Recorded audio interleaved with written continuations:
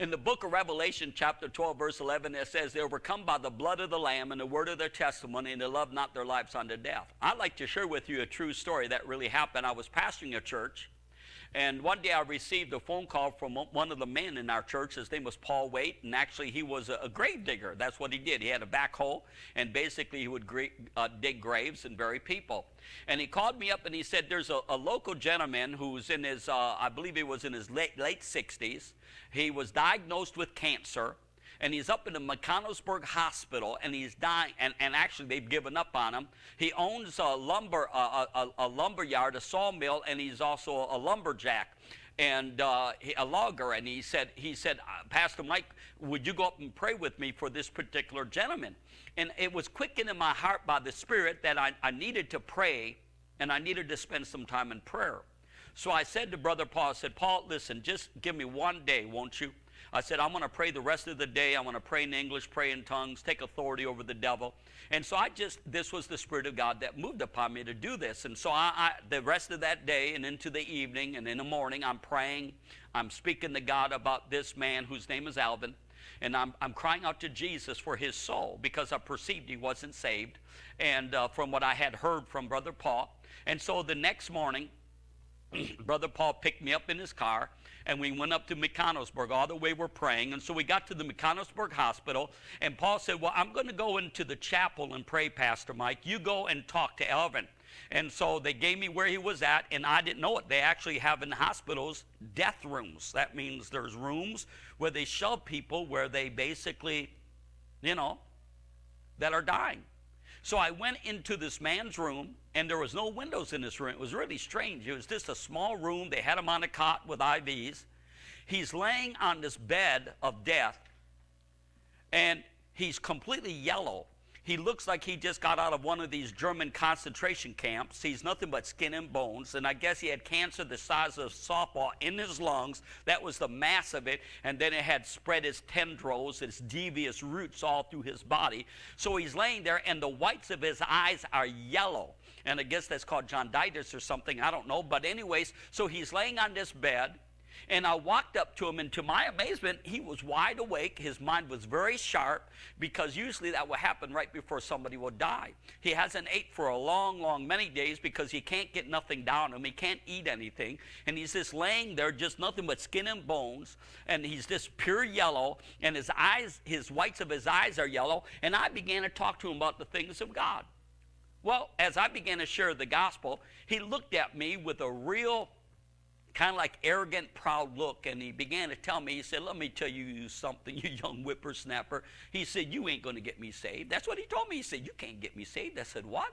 He said, let me tell you some stories. He said, I've been around church people all my life. He said, I've been around some wild people. He said, when I was a young boy, he said, I went to this church service. He said, they were all like Pentecostal people. He said, the Spirit of God was moving. He said, they were jumping and shouting, and he said, there was a kerosene lantern that was hanging from some kind of hook from the ceiling. He said, and one of the people got so excited, they're jumping and they're shouting, and they jumped up so high, they hit that kerosene lantern. He said it got knocked off of the hook. He said, and it fell towards the ground. Now, you know very well, when that lantern would hit the ground, it was gonna bust, and there was gonna be kerosene all over the floor, and that church was gonna go up in flames. He said, so I saw them hit that kerosene lantern, knock it off the hook. It fell to the ground, and he said it bounced like a ball, and when it stopped bouncing, it was standing upright.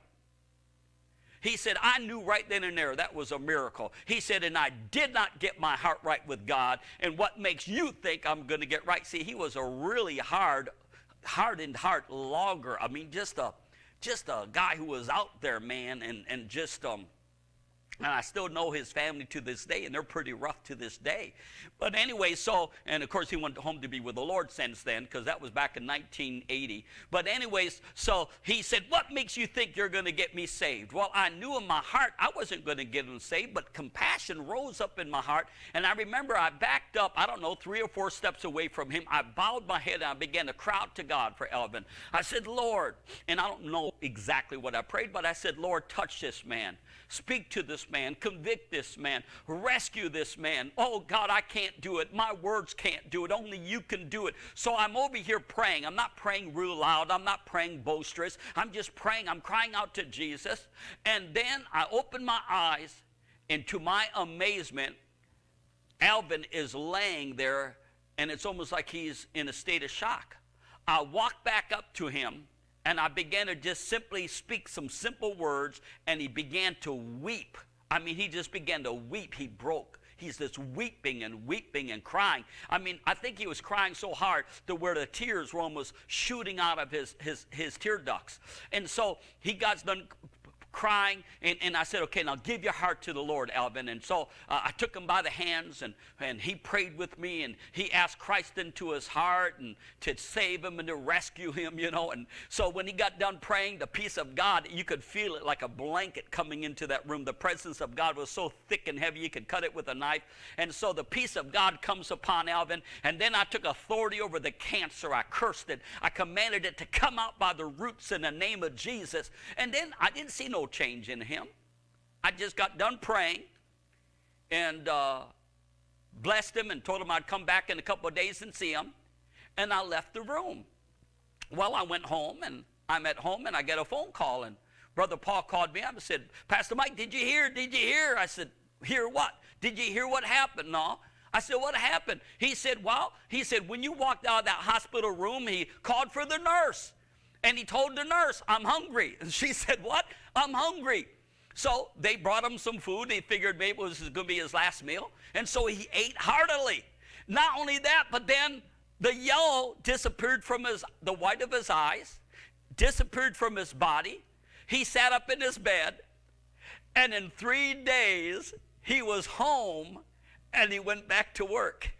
Now, they x-rayed his body because they said, well, what happened? They told him, he said, this little preacher came in, and I gave my heart to Jesus, and he prayed for me, and God healed me. And so they went in and x-rayed his body, and here all of this cancer was gone, including this massive ball of cancer that was in his lungs, and the only thing that was left was the cancer or a growth, and it was shrinking the size of a cashew nut inside of his chest. God had touched him. God had saved him. God had rescued him. And God had healed him.